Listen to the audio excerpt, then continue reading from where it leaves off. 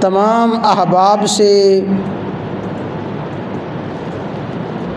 सामिईन और मुखातिबीन से यही दरख्वास्त और गुजारिश की जाती है कि इंतहाई तवज्जो के साथ अमल की नीयत से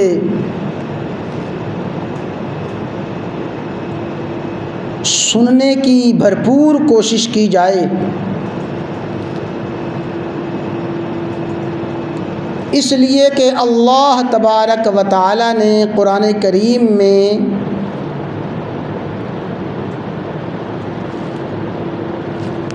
अमल की तौफीक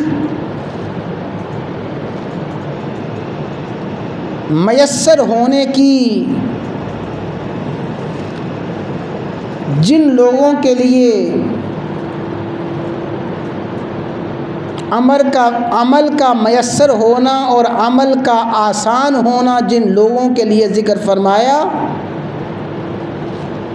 वो वही लोग हैं यस्तमिऊनल क़ौल, जो अल्लाह के फ़रमान को बड़ी तवज्जो के साथ सुनते हैं।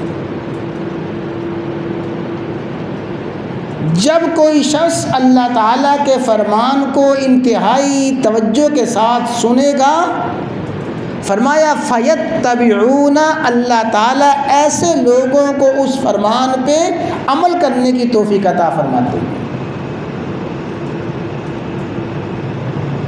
तो अमल करने के लिए भरपूर तवज्जो के साथ सुनना ज़रूरी और लाज़मी है।